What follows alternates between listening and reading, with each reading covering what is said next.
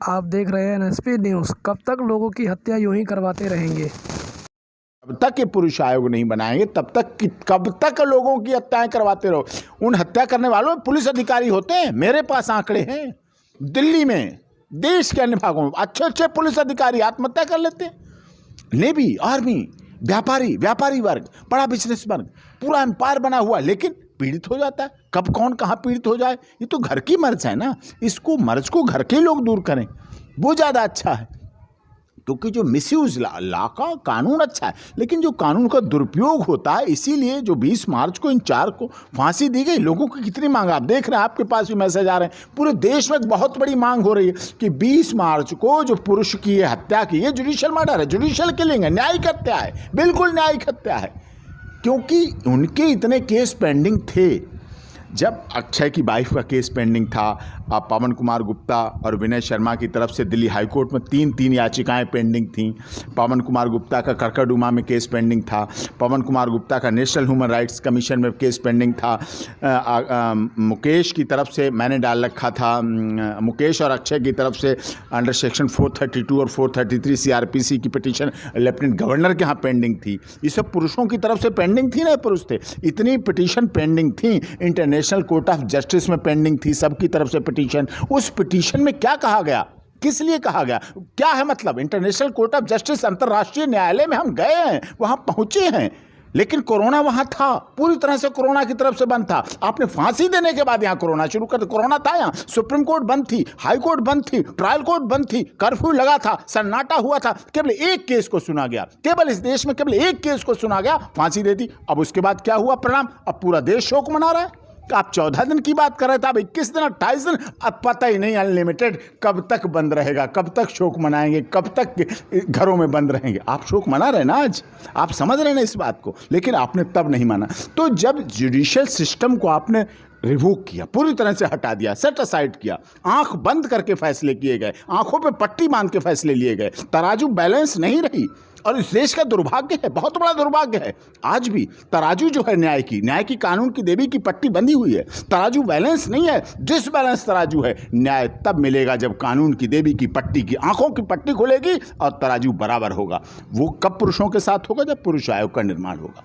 महिलाओं का उत्पीड़न, जो पुरुष के साथ जुड़ी हुई महिला, उसका बराबर उत्पीड़न हो, उसकी कोई सुनने वाला नहीं है। लाइन लगी पड़ी कोर्ट में केसों की, झूठे केसों। प्रॉपर्टी का डिस्प्यूट, लगा दो केस। 138 का डिस्प्यूट, महिला द्वारा case. Road accident, road raising, महिला द्वारा केस लगा दिया जाता है। आपसी लेन देन, महिला द्वारा केस।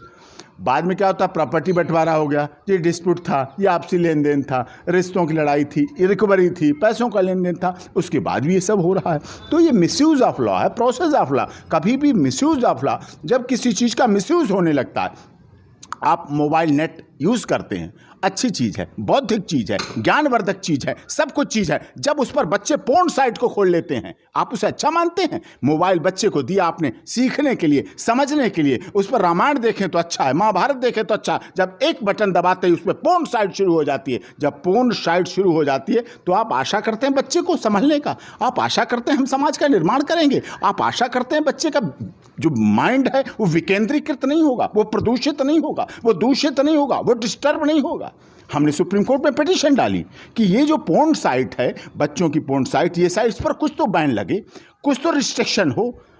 यूनियन ऑफ इंडिया पेश हुई, भारत सरकार के बड़े बड़े वकील पेश हुए, कहा हमारे कंट्रोल में नहीं, हमारे नियंत्रण में, तो दुनिया के अक्रॉस द इंडिया, ये तो विश्व से संचालित होती है। आज विश्व कैसे एक हो गया? आज विश्व कैसे एक हो गया? आज विश्व में लॉकडाउन चल रहा है। जब खुद की मौत आई, जब खुद की जिंदगी पे पड़ी, तो आपने सब कुछ नियम बना लिए, लेकिन जब तक दूसरों के घर जलते रहते हैं, दूसरों के बच्चे बर्बाद होते रहते हैं, दूसरे रोते तड़पते रहते हैं, दूसरे मिटते रहें, तब आपको कानून नहीं ध्यान आता है, तब आपको याद नहीं आता है कि हम पोर्न साइट बंद कर दें, हम इस तरह पर नियंत्रण लगा लें, हम इस तरह का कानून बना लें, हम इस तरह का संविधान बना लें, हम अपने समाज का निर्माण कर लें। कौन जिम्मेदार है हमारे समाज को बर्बाद करने के लिए? समाज को ऊपर वाला तो सबको बना रहा है, तो ऊपर वाला तो आएगा नहीं। तो ऊपर वाले ने हमें बुद्धि दी है कि हम अपने समाज को निर्माण कर लेके, समाज को बनाने के लिए, बौद्धिक स्तर बनाने के लिए ये चीज़ें करें, ये प्रतिबंध लगें। जैसे आज कानून का पालन हो रहा, तब भी तो हो सकता है। ये आंकड़े हैं, क्या कभी सरकारों ने ये आंकड़े पर ध्यान दिया कि 150 से 250 लोग आत्महत्या कर लेते हैं इस देश में? कि इनके कौन जिम्मेदार है?